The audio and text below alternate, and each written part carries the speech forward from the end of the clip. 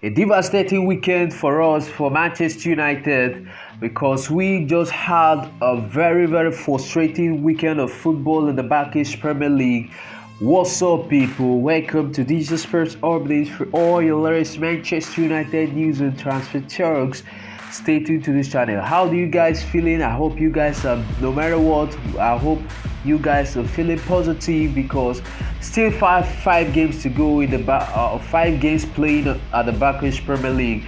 But United yesterday, we had a devastating performance. So we lost yesterday at Old Trafford against a well organized and a coordinated Brighton side. Please do me a favor, if you're new to this channel, smash the like button and please do subscribe. If you're new, turn on your notification bell so that you get notified anytime I will bring you guys up to speed. So I know it was a very, very devastating moment for us, devastating moment for Manchester United, devastating moment for Ten Hag, because Manchester United, we have lost 3 games straight at 3 games straight at the Turkish Premier League yesterday.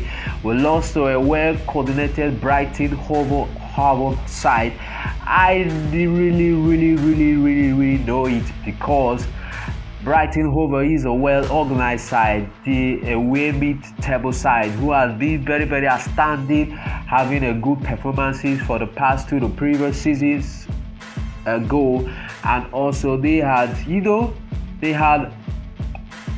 a good and a quality manager with some good couple of players that came into the Brighton side from the door. So, but there was like a significant findings I just got out from yesterday Premier League game. From the squad. You know what happened yesterday? I discovered that the Brighton side that faced Manchester United at Old Trafford, the full squad of the Brighton side yesterday, you know how much they worth?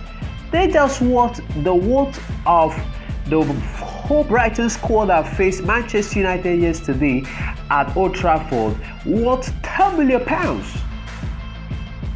They just worth £10 million. Coupled with the kind of quality expensive players that we just had in our squad. We bought Onana for £50 million, Rasmus Hojlund for £60 million, Casemiro for £69 million, Lisandro Martinez £57 million, Lindelof for £30 million.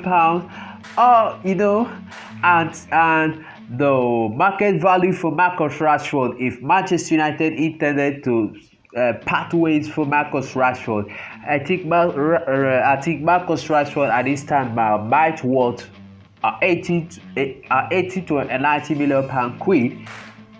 But what went wrong? What next for Manchester United now? Because at this point in time, a lot of things going on behind the scene, because the crisis between Jadon Sancho and Ten Hag.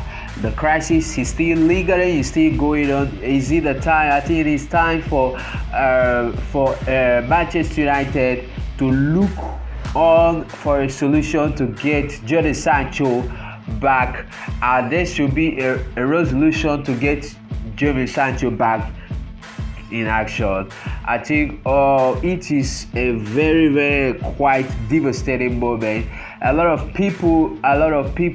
fans that have been calling for the head of Ten Hag, calling for the sack of Ten Hag.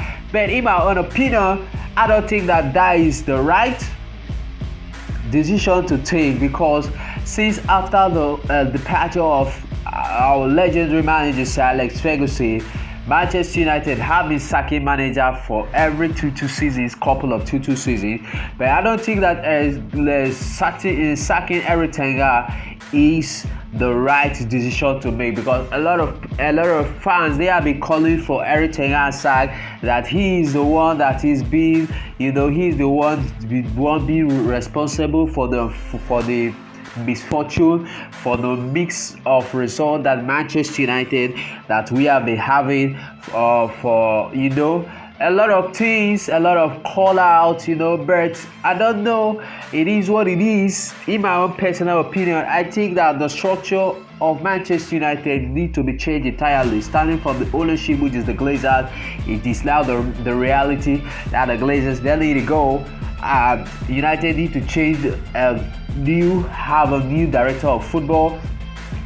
The scouting department, everyone needs to go. There have to be a change of backroom staff. But I think, in my own opinion, Erik Ten Hag, I still have faith in him. I still keep believing on Erik Ten Hag. So what do you think about Erik Ten Hag? What do you think about this opinion? What do you think about this opinion that I just dropped to you guys? Do you still believe in Erik Ten Hag? Do you still believe that Erik Ten Hag, he is the right manager for Manchester United to take Manchester United back, to bring back Manchester United back to its glorious days? So what do you think about this, about my little bit suggestion and like that I've been like throwing in? Is it a positive ideas for me that I say that I keep on believing on Erik Ten Hag? So what do you think about this? Let's make it as interactively as we can on this situation. Do you think that Erik Ten Hag, is he still the right man for the job? Is he still the right person of bringing back the glorious days to Manchester United? So what do you think about that? Rush down to the comment section. Tell me what do you feel about it. Okay, if we don't see a lot of things that happened yesterday at Old Trafford, I think the middle of the pack is still like shading and more. Casemiro, he was nowhere to be found. I think according to Gabriel Agbolonho, after some Premier League pundit, he said that he came out to air his own point of view that Casemiro looked like a 4 or 5 years old woman. It sounds so crazy. He said sort of things that hitting out that Casemiro, he was nowhere to be found. I think all the whole how do you rate each of everyone's performances in the game yesterday? I think Rasmus Haaland, it was a positive home debut for him, despite the goal that he scored, but it was disallowed because the ball was out of play. So it was like reviewed by the VAR, and it was reviewed because it was a slight cross for Marcus Rashford, but it was reviewed by the VAR, and quite definitely and unfortunately the ball was out of play. So a disallowed goal for Rasmus Haaland. So he has to wait for his debut, a home debut goal. But all the United performances, and was so players, the rating was so shambolic. I think it was fair. It was also a little bit of a promising debut for Sergio Reguilón, who was on loan from Tottenham Hotspur. It was a promising debut for him. But I think Diego Dalot, he was so awful. He has a awful performances, because defensively, if you could watch, there are some couple of goals that came out from that right back. And also Marcus Rashford, he had some little bit of decent chances to put across and a square play along the line for Rasmus Haaland to put a ball at the back of the net, but he didn't do so. He went for his own glory and he couldn't find the back of the net.